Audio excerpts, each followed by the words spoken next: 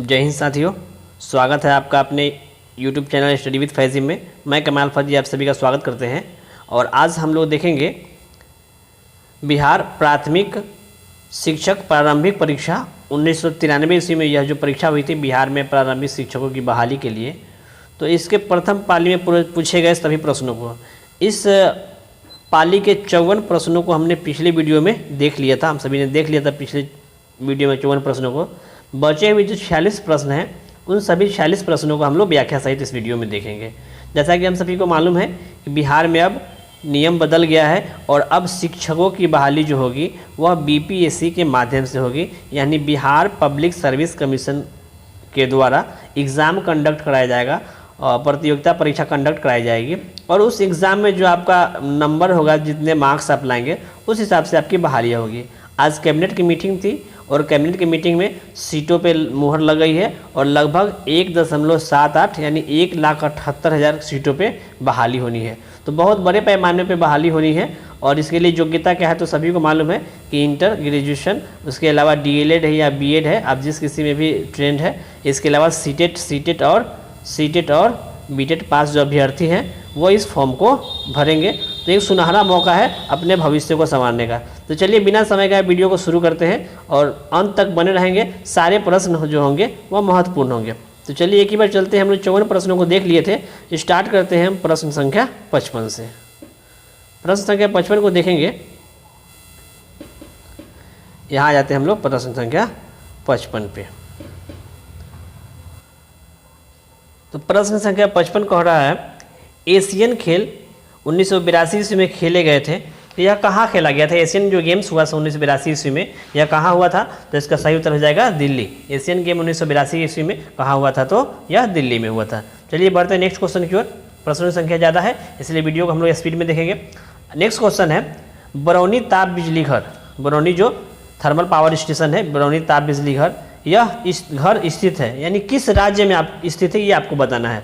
तो ऑप्शन आप देख सकते हैं, असम में, बिहार में, हिमाचल प्रदेश में और उत्तर प्रदेश में। तो इसका सही उत्तर क्या हो जाएगा? तो इसका सही उत्तर हो जाएगा बिहार में। बरौनी जो ताप बिजली घर है वह किस राज्य में है? बिहार में है। नेक्स्ट क्वेश्चन है, भारत का पहला बोलने वाला चलचित्र कौन था? यानी उस फिल्म का नाम बताना है जिसमें पहली बार क्या किया गया था? तो बोलने यानी साउंड का प्रयोग किया गया था। तो इसका सही उत्तर हो जाएगा फिल्म आलम आरा। भारत का पहला बोलने वाला फिल्म कौन सा था? आलम आरा। चलिए नेक्स्ट क्वेश्चन की तरफ बढ़ते हैं। और 58 नंबर क्वेश्चन कह रहा है कि गांधी नामक चलचित्र में कस्तूरबा गांधी की भूमिका किसने निभाई थी? गांधी नाम की जो फिल्म बनी थी उस फिल्म में महात्मा गांधी की पत्नी कस्तूरबा गांधी की भूमिका किसने निभाई थी? तो इसका सही उत्तर हो जाएगा रोहिणी हंटगड़े। रोहिणी हंटगड़े ने इसमें महात्मा गांधी की पत्नी कस्तूरबा गांधी की भूमिका निभाई थी। तो सही उत्तर क्या हो जाएगा? रोहिणी हंटगड़े। चलिए नेक्स्ट क्वेश्चन है, जनगणना 2091 के अनुसार, तो अभी जो आपसे क्वेश्चन पूछेगा वह 1991 नहीं, यह 2011 के बाद तो जनगणना हुई नहीं है। तो अभी जो भी आंकड़े हैं आपके 2011 ही जनगणना के आंकड़े हैं। उसके बाद 21 में जनगणना हुई नहीं है। लेकिन ये जो एग्ज़ाम हुआ था, यह एग्ज़ाम कब हुआ था? तो 1993 ईस्वी में हुआ था। इसीलिए इसमें जो आंकड़े पूछे गए हैं वह 1991 के पूछे गए हैं। तो चलिए ये क्वेश्चंस देख लेते हैं। क्वेश्चन कह रहा है कि जनगणना 1991 के आधार पर किस राज्य में शिशु मृत्यु दर सबसे अधिक है, यानी बच्चों की मृत्यु दर वह किस राज्य में सबसे अधिक है? तो इसका सही उत्तर हो जाएगा उड़ीसा। उड़ीसा ऐसे भी एक पिछड़ा राज्य है। तो यहाँ शिशु मृत्यु दर 1991 की जनगणना के अनुसार सबसे अधिक है। नेक्स्ट क्वेश्चन है, पौधों का प्रकाश संश्लेषी अंग क्या होता है? हम लोग जानते हैं कि पौधे जो होते हैं वह अपना भोजन प्रकाश संश्लेषण प्रक्रिया के द्वारा यानी फोटोसिंथेसिस सिस्टम के द्वारा, ये प्रोसेस के द्वारा बनाते हैं। तो पौधों का जो प्रकाश संश्लेषी अंग होता है जिसके माध्यम से वो अपना भोजन बनाते हैं, तो वह कौन सा अंग होता है? तो उसकी जो होती है पत्तियां जो होती है वह प्रकाश संश्लेषण अंग होती है। पौधे जो है अपना भोजन पत्तियों के माध्यम से ही बनाते हैं। नेक्स्ट क्वेश्चन है, आनुवंशिकता के नियम के जन्मदाता कौन है? आनुवंशिकता के नियम के जन्मदाता कौन है? तो इसका सही उत्तर हो जाएगा ग्रेगर मेंडल। आप देख सकते हैं सारे प्रश्न बहुत ही इजी है। अगर आप थोड़े सा अच्छा से मेहनत कर देंगे, थोड़ा सा अपने आप को झोंक देंगे इस एग्ज़ाम में, तो आपका जीवन जो है वह सिक्योर हो जाएगा, आपकी लाइफ सेटल हो जाएगी। तो चलिए समय को गंवाएंगे नहीं और पूरा अपना एफर्ट लगाएंगे इस एग्ज़ाम की तैयारी के लिए। चलिए नेक्स्ट क्वेश्चन है, कौन सा हिंदी कवि का संबंध भक्ति परंपरा से है? आपको हिंदी कवि का नाम बताना है जिनका संबंध किससे है, तो भक्ति परंपरा से। तो इसका सही उत्तर हो जाएगा क्या, रसखान। रसखान जो कवि है उनका संबंध हिंदी कवि से है, हिंदी कवि है, इनका संबंध भक्ति परंपरा से है। चलिए नेक्स्ट क्वेश्चन है, एज यू लाइक इट नामक अंग्रेजी पुस्तक किसने लिखी है? तो इसका सही उत्तर हो जाएगा आपका William Shakespeare. As you like it book जो है वह किसने लिखा है, तो विलियम शेक्सपियर ने लिखा है। बढ़ते हैं नेक्स्ट क्वेश्चन की तरफ, और अगला क्वेश्चन है क्वेश्चन नंबर 64। ये क्वेश्चन कह रहा है कि कीमतें प्रायः कम होती है जब, कंडीशन बताना है आपको कि किस कंडीशन में, किस स्थिति में वस्तुओं की कीमत कम होती है। तो इसका सही उत्तर हो जाएगा आपका आर्थिक मंदी। जब आर्थिक मंदी होता है तो इसमें क्या होता है, वस्तुओं की जो कीमत होती है वह बहुत ही कम हो जाती है। चलिए नेक्स्ट क्वेश्चन है 65 नंबर क्वेश्चन को हम लोग देखेंगे। 65 नंबर क्वेश्चन कह रहा है कि 1930 के दशक का आर्थिक संकट कहाँ पर आया था? 1930 ईस्वी में जो आर्थिक संकट आया था वह कहाँ पे आया था? तो संयुक्त राज्य अमेरिका, USA, संयुक्त राज्य अमेरिका में 1930 का आर्थिक संकट आया था। नेक्स्ट क्वेश्चन है 66 नंबर, स्वतंत्र राज्यों के राष्ट्रकुल में भूतपूर्व डैश की इकाइयाँ शामिल है। बताना है आपको, स्वतंत्र राज्यों के राष्ट्रकुल यानी CIS में जो भूतपूर्व इकाइयाँ थी वह कौन सी शामिल थी? जिसका सही उत्तर हो जाएगा आपका सोवियत संघ, जिसको USSR कहा जाता है, USSR, सोवियत संघ रूस। इसमें कौन इकाइयाँ, भूतपूर्व इकाइयाँ शामिल थी? तो सोवियत संघ रूस। चलिए 66 के बाद हम लोग देखते हैं क्वेश्चन नंबर 67 को। आते हैं हम लोग क्वेश्चन नंबर 67 पे। प्रश्न कह रहा है कि पोलैंड पर जर्मनी द्वारा आक्रमण का तुरंत परिणाम हुआ। पोलैंड ने जब जर्मनी पर आक्रमण किया तो उसका तुरंत परिणाम क्या हुआ? तो इसका सही हो जाएगा द्वितीय विश्व युद्ध जो है वह प्रारंभ हो गई। और हम लोग जानते हैं द्वितीय विश्व युद्ध कब हुई थी? तो प्रथम विश्व युद्ध 1914 से 18 और द्वितीय विश्व युद्ध 1946 से 45। तो पोलैंड पर जर्मनी द्वारा आक्रमण का तुरंत परिणाम क्या हुआ कि द्वितीय विश्व युद्ध प्रारंभ हुआ। चलिए नेक्स्ट क्वेश्चन है 67 नंबर क्वेश्चन को देखेंगे। भारत में सबसे अधिक लंबे समय से कार्यरत मुख्यमंत्री कौन है? तो इसका तो आंकड़ा अभी बदल चुका है, लेकिन चलिए प्रश्न के अनुसार उत्तर हम लोग देखेंगे। भारत में सबसे अधिक लंबे समय से कार्यरत मुख्यमंत्री कौन है? तो ज्योति बसु। नेक्स्ट क्वेश्चन है, सर्वोच्च न्यायालय के न्यायाधीश पर असफल महाभियोग चलाया गया। तो इसका उत्तर बताना है आपको। चलिए थोड़ा सा छोटा कर देते हैं, क्योंकि जूम ज़्यादा करने से ऑप्शन जो है वह कट जा रहे हैं।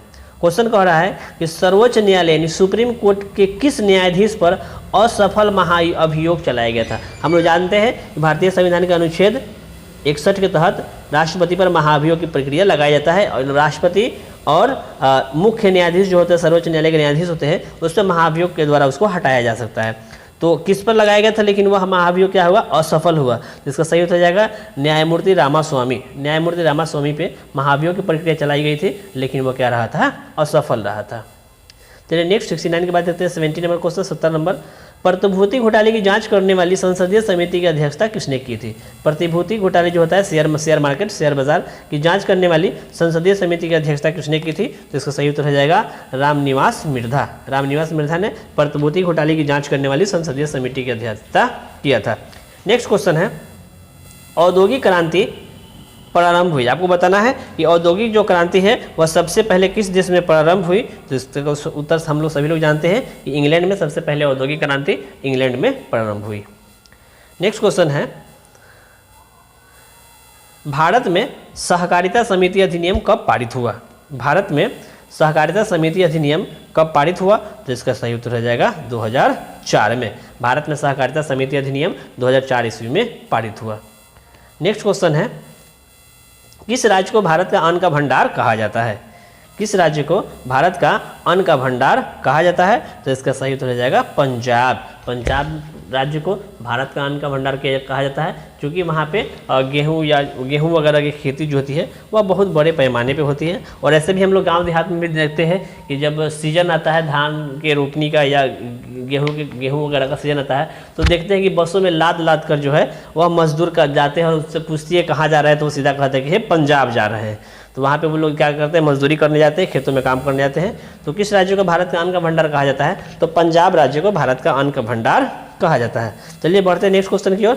74वां क्वेश्चन कह रहा है कि किस राज्य में सबसे अधिक चावल पैदा होता है, किस राज्य में सबसे अधिक चावल पैदा होता है, तो इसका सही उत्तर हो जाएगा आपका पश्चिम बंगाल। अन्न का भंडार पूछेगा तो पंजाब, लेकिन क्वेश्चंस कहा जाएगा किस राज्य में सबसे अधिक चावल की खेती की जाती है, यानी पश्चिम बंगाल के कुछ ऐसे क्षेत्र हैं जहाँ पे लगभग सालों भर वर्ष भर चावल की खेती होती है। तो इसका सही उत्तर हो जाएगा पश्चिम बंगाल। किस राज्य में सबसे अधिक चावल पैदा होता है, तो पश्चिम बंगाल। नेक्स्ट क्वेश्चन है भारत की तृतीय पंचवर्षीय योजना कब आरंभ हुई, भारत की तृतीय पंचवर्षीय योजना कब आरंभ हुई, तो इसका सही उत्तर है आपका 1961। हम लोग जानते हैं 51 से 56, 1951 से 56, उसके बाद 56 से 61, 1956 से 61, और तो ये दो हो गया, और तीसरा जो है 1961 से 66। ये तीसरी पंचवर्षीय योजना का कार्यकाल पूछ रहा था कब प्रारंभ हुआ, तो तीसरा जो पंचवर्षीय योजना प्रारंभ हुआ वह 1 अप्रैल 1966 ईस्वी को प्रारंभ हुई। चलिए नेक्स्ट क्वेश्चन है आपका 76वां नंबर क्वेश्चन, और ये प्रश्न कह रहा है कि प्रथम पंचवर्षीय योजना में अर्थव्यवस्था किस क्षेत्र पर बल दिया गया, प्रथम पंचवर्षीय योजना में अर्थव्यवस्था के किस क्षेत्र पर अधिक बल दिया गया, तो इसका सही उत्तर हो जाएगा कृषि में। प्रथम पंचवर्षीय योजना में जो है वह कृषि पर अधिक बल दिया गया था। चलिए 76 के बाद हम लोग देखते हैं क्वेश्चन नंबर 77 को। आते हैं कि क्वेश्चन नंबर 77 पे। क्वेश्चन नंबर 77 कह रहा है कि सन 1991 की जनगणना के अनुसार भारत की जनसंख्या, तो अब तो जनसंख्या जो है और वर्ल्ड रिकॉर्ड के अनुसार हम लोग जनसंख्या के मामले में कहाँ पहुँच गए हैं, तो नंबर 1 पायदान पे पहुँच गए हैं। ऐसे यह भारत का अपना रिकॉर्ड नहीं है, 2021 में अगर जनगणना होती तो लेकिन हुई नहीं अभी तक। तो हमारे भारत में 2011 के जनगणना के आंकड़े से ही प्रश्न जो है परीक्षाओं में पूछे जाते हैं, लेकिन अभी विश्व आर्थिक रिपोर्ट जो आया है उसके अनुसार भारत जो है विश्व में सबसे अधिक जनसंख्या वाला देश बन गया है। लेकिन चलिए प्रश्न कह रहा है आपका 1991 की जनगणना के अनुसार भारत की जनसंख्या कितनी थी, तो इसका उत्तर हो जाएगा 84.39 करोड़। और जब 2011 में जनगणना हुई तो क्या हो गया था, 1 अरब 21 करोड़ लगभग, यानी 125 करोड़ हम लोग पहुँच गए थे। अभी हम लोग विश्व में नंबर 1 हो चुके हैं जनसंख्या के मामले में। चलिए 78 नंबर क्वेश्चन कह रहा है कि भारत सन 1951, देख रहे हैं सारे क्वेश्चन जो है वह जनगणना से आ रहे हैं। तो हम लोग जो है परीक्षा की दृष्टि से 2011 की जो जनगणना है उसकी एक एक लाइन को रट जाएंगे, एक एक लाइन को याद कर जाएंगे, एक एक लाइन को समझ जाएंगे, क्योंकि देख रहे हैं कि अभी आपका तीसरा से चौथा क्वेश्चन जो आ गया वह जनगणना से संबंधित आ गया। तो इसी से आप अंदाजा लगा सकते हैं कि जनगणना जो है किसी भी प्रतियोगिता परीक्षा के लिए कितना महत्वपूर्ण हो जाता है जनगणना से संबंधित प्रश्न। क्वेश्चन कह रहा है कि 1991 की जनगणना के अनुसार भारत में मृत्यु दर क्या थी, तो इसका सही उत्तर हो जाएगा 10.8 व्यक्ति प्रति 1000 पर प्रति वर्ष। नेक्स्ट क्वेश्चन है 79। नेक्स्ट 78 नंबर क्वेश्चन कह रहा है कि भारत में कुल कितने क्षेत्र पर वन है, तो इसका सही उत्तर हो जाएगा 700 लाख हेक्टेयर पर कुल वन है। अभी यह आंकड़े जो होगी बढ़ गया होगा, क्योंकि यह जो प्रश्न पत्र है वह 1993 ईस्वी में पूछा गया था, यानी बहुत पुराना प्रश्न पत्र है। चलिए बढ़ते हैं हम लोग क्वेश्चन नंबर 80 पे। योजना आयोग का प्रधान अध्यक्ष कौन होता है, तो इसका सही उत्तर हो जाएगा क्या प्रधानमंत्री। अब तो योजना आयोग को बंद कर दिया गया है, खत्म कर दिया गया है, और उसके जगह क्या बना दिया गया है, तो नीति आयोग बना दिया गया है। नेशनल इंस्टीट्यूशन ट्रांसफॉर्मिंग इंडिया, नीति का फुल फॉर्म होता है national institution for transforming India. तो इसका जो पदेनाध्यक्ष होता है, ऐसे क्वेश्चन कह रहा है कि योजना आयोग का प्रधान अध्यक्ष यानी पदेनाध्यक्ष कौन होता है, जिसका सही उत्तर हो जाएगा आपका प्रधानमंत्री। नेक्स्ट क्वेश्चन है 81 नंबर, भारत के वर्तमान उपराष्ट्रपति कौन है, तो इस प्रश्न के अनुसार तो आपको हो जाएगा KR नारायणन, क्योंकि उस समय 1993 में KR नारायणन थे। और अभी की बात करें हम लोग तो अभी जो है जगदीप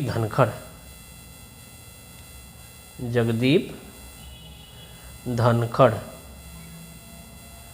अभी भारत के उपराष्ट्रपति कौन है? तो श्री जगदीप धनखड़ भारत के उपराष्ट्रपति है।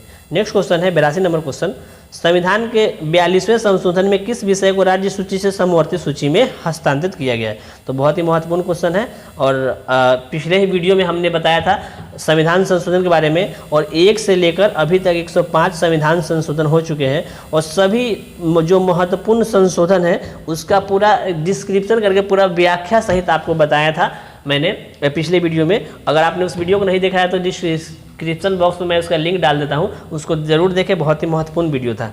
तो इसका जो है किस संविधान संशोधन प्रश्न कह रहा है कि किस संविधान संशोधन के अनुसार किस विषय को पूछ रहा है, संविधान के 42वें संशोधन के अनुसार किस विषय को राज्य सूची से निकालकर समवर्ती सूची में डाल दिया गया? तो इसका सही उत्तर हो जाएगा शिक्षा।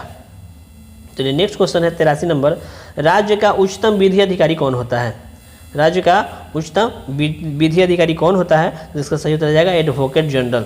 राज्य का उच्चतम विधि अधिकारी कौन होता है? Advocate general. और अगर पूछते आपको केंद्र सरकार संघ का हो जाए केंद्र सरकार पे, तो हो जाएगा आपका सॉलिसिटर जनरल। चलिए नेक्स्ट क्वेश्चन बनता है, नेक्स्ट प्रश्न है 84 नंबर, थोड़ा सा इसको छोटा कर देते हैं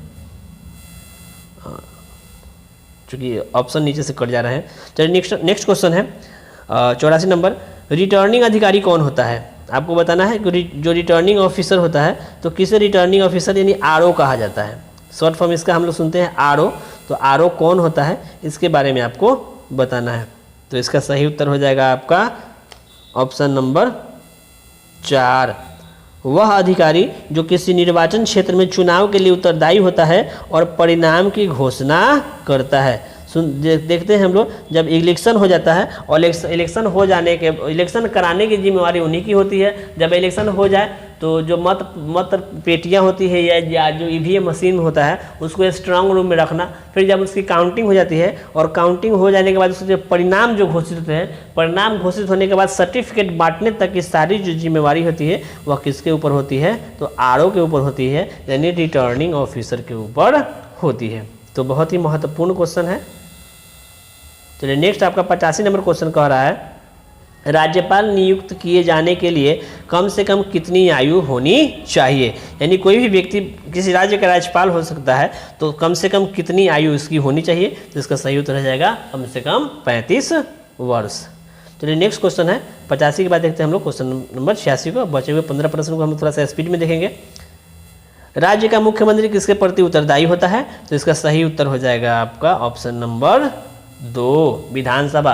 अगर प्रधानमंत्री पूछ दे तो प्रधानमंत्री लोकसभा के प्रति उत्तरदायी होता है और मुख्यमंत्री जो होता है वह विधानसभा के प्रति उत्तरदायी होता है। 87 नंबर क्वेश्चन कह रहा है, केंद्र में राज्य मंत्री की क्या स्थिति है? केंद्र में राज्य मंत्री की क्या स्थिति? जो राज्य मंत्री होते हैं, कैबिनेट मंत्री, राज्य मंत्री, तो जो राज्य मंत्री होते हैं उनके केंद्र में क्या स्थिति होती है?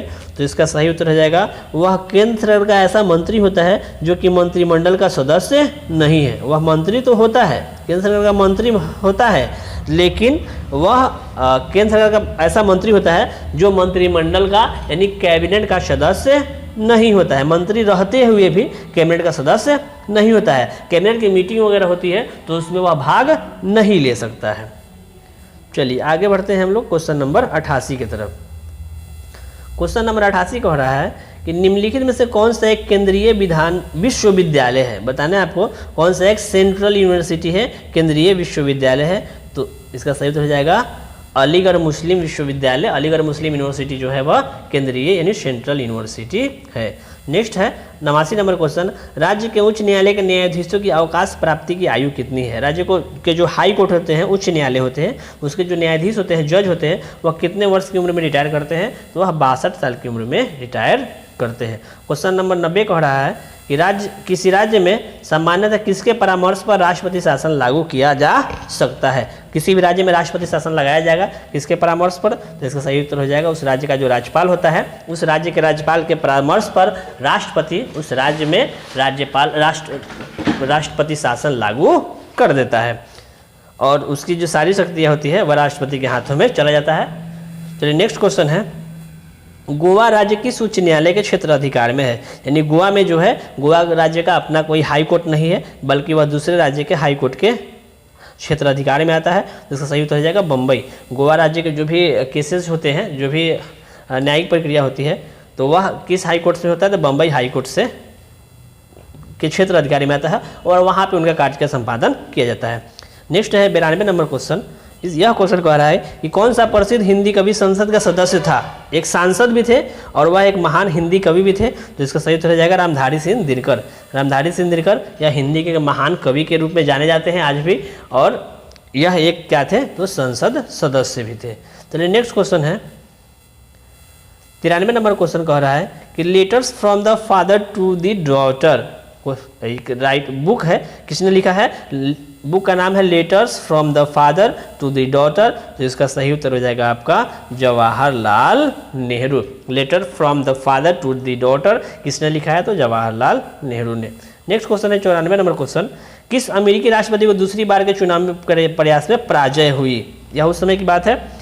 किस अमेरिकी राष्ट्रपति को दूसरी बार के चुनाव प्रयास में क्या हो गए, वो हार गए। जिसका सही उत्तर हो जाएगा जॉर्ज डब्ल्यू बुश।